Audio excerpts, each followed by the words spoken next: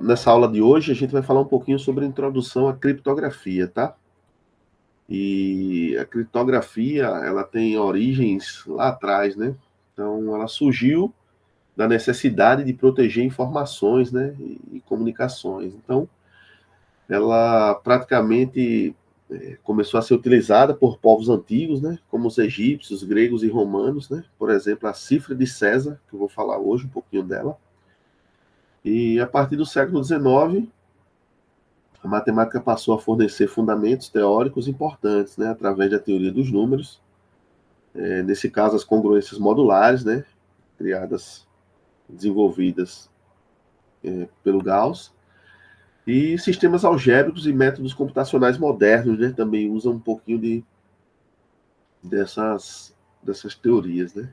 Então, no século XX, com o advento da computação, a criptografia tornou-se essencial para proteger dados digitais, né. Então, hoje a gente tem essa necessidade de tentar proteger os nossos dados, né? Transações bancárias, WhatsApp. Então, muitas dessas coisas precisam dessa criptografia, buscando dar deixar mais seguro essas conexões, né? Bom, então, por exemplo, no nosso dia a dia está aí, ó, o e-mail, ele utiliza a criptografia TLS para proteger a transmissão de dados. O WhatsApp implementa a criptografia ponta a ponta, garantindo privacidade nas mensagens. Os bancos utilizam protocolos como HTTPS e o AES para proteger transações financeiras. Outros serviços, como redes sociais, lojas virtuais, em geral, eles criptografam informações sensíveis, né? Senhas, dados pessoais, de modo a tentar proteger essas informações. Então, os tipos de criptografia são assimétrica, ela tem uma mesma chave para criptografar e descriptografar, e também tem a assimétrica, ela tem uma chave pública para criptografar e também tem uma chave privada para descriptografar, tá? Então, vou tentar mostrar um pouquinho de cada sem muitos detalhes, tá?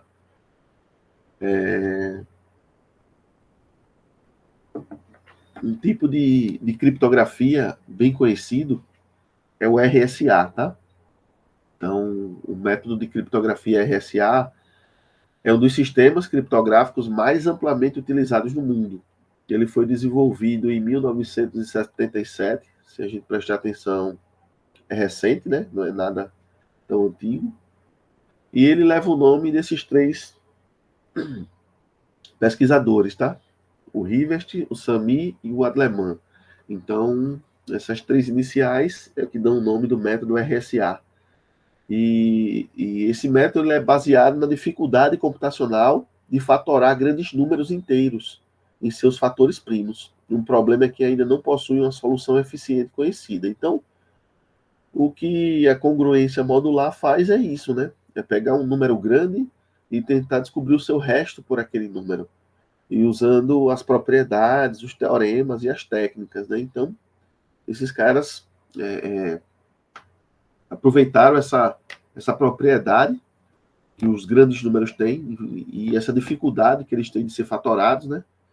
E construíram esse método de criptografia. Então, o método RSA, ele pertence à classe de sistema de criptografia de chave pública, o que significa que utiliza dois tipos de chaves.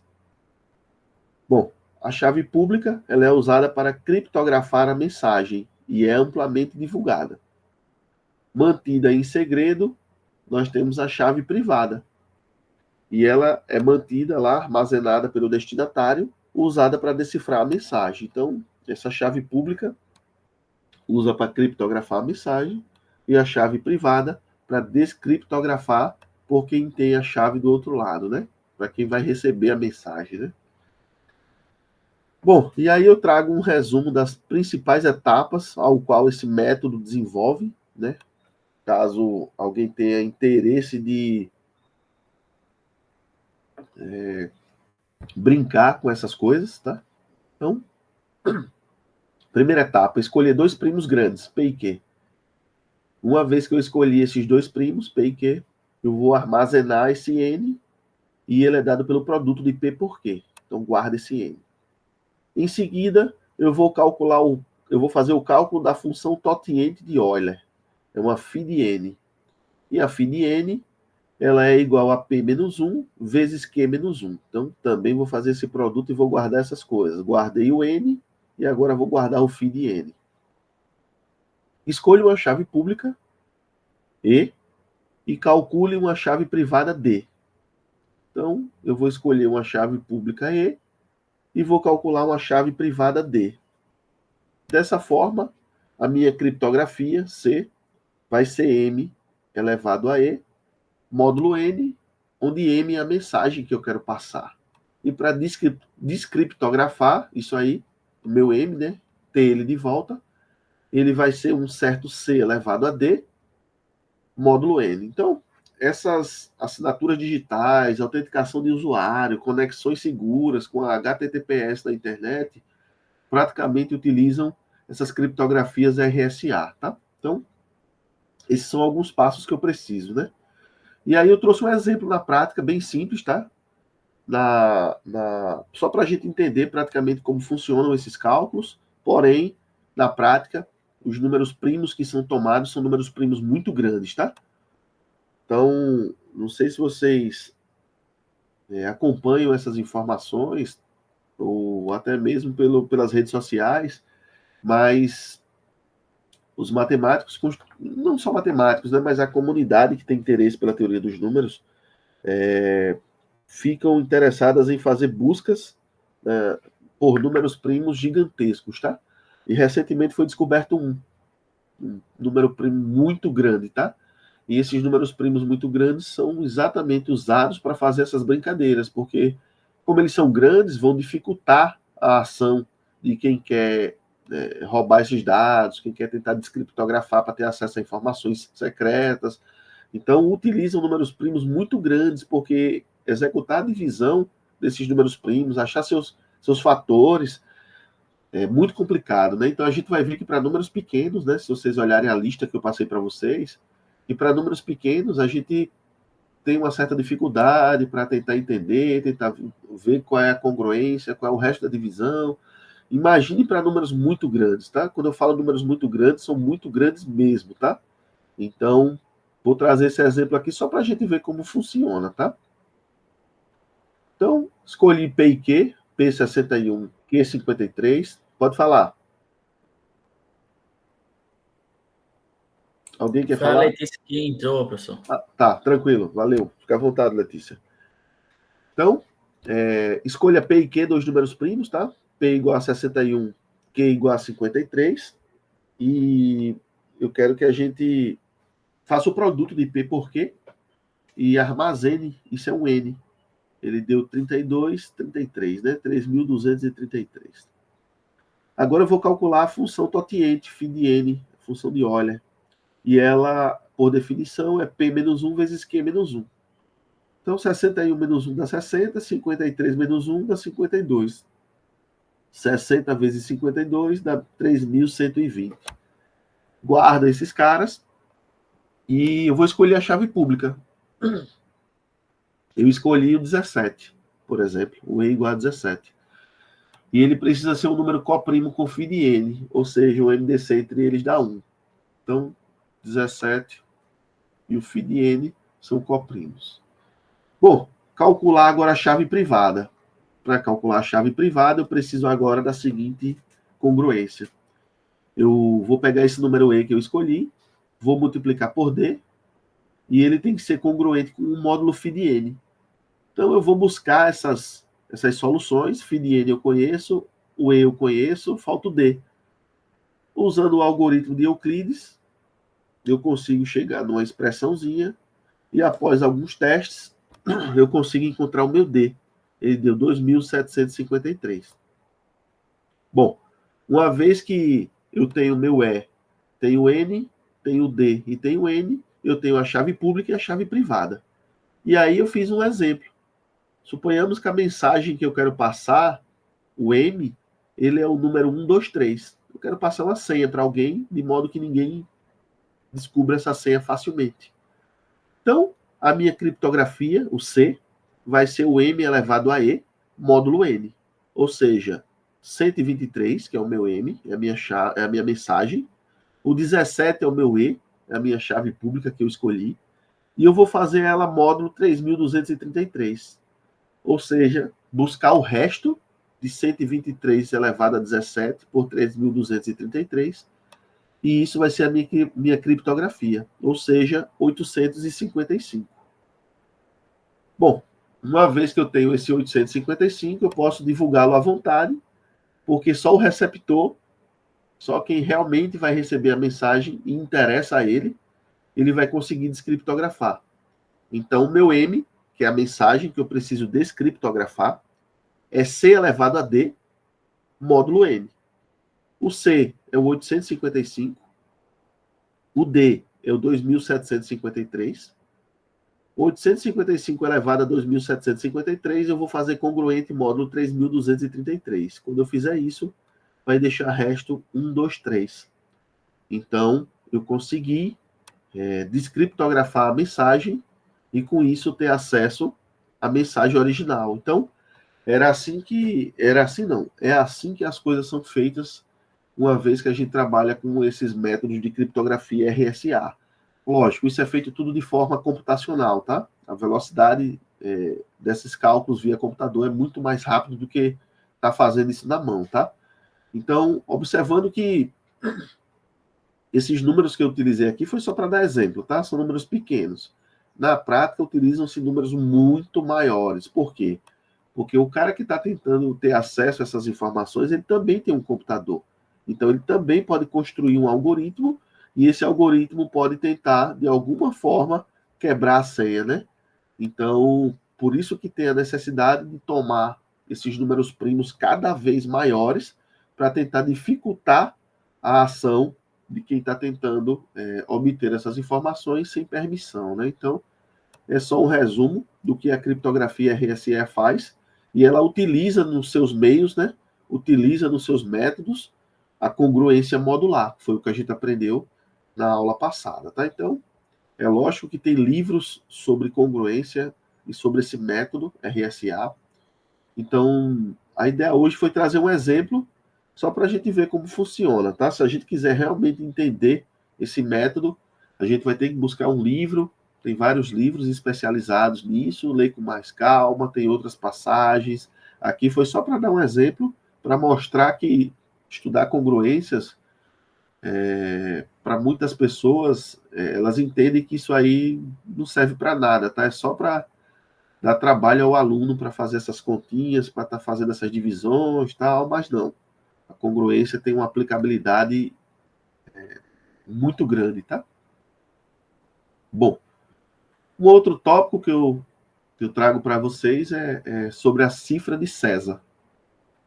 E praticamente é um dos primeiros indícios de tentar brincar com criptografia, tá? Então, a cifra de César, ela é um dos exemplos mais emblemáticos de criptografia clássica, sendo uma cifra de substituição monoalfabética. Então, sua simplicidade e eficácia em contextos históricos a tornaram uma ferramenta importante na evolução da criptografia, tá? A cifra de César é um dos métodos mais antigos e simples de criptografia, nomeada em homenagem a Júlio César, que a utilizava para enviar mensagens militares protegidas. É um tipo de cifra de substituição que opera substituindo cada letra do texto original por outra letra deslocada a um número fixo de posições no alfabeto. Então, se a gente prestar atenção, a lógica utilizada na época, né, pelo César, foi tentar deslocar as letras por um número fixo e substituir todas as letras da mensagem que ele queria passar por uma quantidade fixa de letras que constava no alfabeto, né? Então, essa sacada do César é uma sacada bem simples, porém surtia efeito na época, né? Depois, lógico, já não surtia mais efeito porque as pessoas começaram a entender a brincadeira, né? Então, a cifra de César opera substituindo cada letra do alfabeto por outra, que está cá posições à frente. Caso o deslocamento exceda o fim do alfabeto, ele retorna ao início, garantindo que todas as letras sejam representadas. Então, características dessa cifra de César. Ela é monoalfabética, uma mesma chave gera sempre a mesma substituição para cada letra. Ela também tem uma modularidade, ou seja, a fórmula matemática x mais k módulo 26 usa aritmética modular para garantir o retorno ao início do alfabeto. E ela tem uma simplicidade. Ela é ideal para implementar sem necessidade de ferramentas sofisticadas, né? Bom, então, assim como no método RSA, eu também vou trazer um exemplo de como funciona a cifra de César. Eu acredito que dá até para brincar na sala de aula com os alunos, tá? Essa não precisa de nada tão sofisticado, não. Então vamos lá ver se a gente consegue compreender. Escolha o número K, né? Esse K é a chave de deslocamento. Substitua cada letra pela letra K, posições à frente do alfabeto. Caso ultrapasse o fim do alfabeto, recomece a partir da letra A. Para descriptografar, basta deslocar K posições para trás. Então, por exemplo, eu quero pegar essa mensagem chamada criptografia. E eu quero embaralhar essa mensagem, passar ela para frente.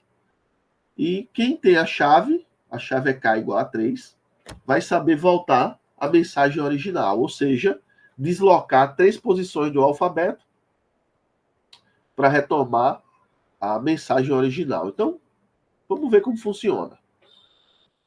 Como o meu K foi 3, o processo de criptografia usado por César pede para deslocar a minha letra, por exemplo, a primeira letra do nome criptografia, letra C, pede para deslocar 3 casas para frente. Então, letra C, depois do C, D, depois do D, letra E, por último, letra F. Então, pelo método do César, ele mandou tomar, por exemplo, K igual a 3, e a letra C vai ser trocada pela letra F. Seguindo esse raciocínio, a letra R vai ser trocada pela letra U. Eu sempre vou andar 3 casas para frente, tá? 3 casas para frente. A letra I vai ser trocada pela letra L, a letra P pela letra S, a letra T pela letra W, o O pela letra R, G pela letra J, R pela letra U, A pela letra D, F pela letra I pela letra L e A pela letra D. Ou seja, a mensagem criptografada será essa aí, ó. Às vezes ela não faz nem sentido para ser lida, né? Mas você vai mandar essa mensagem, a pessoa do outro lado, ela sabe que você deslocou 3 casas, e para ela entender a mensagem, ela vai deslocar agora 3 posições do alfabeto, só que para trás.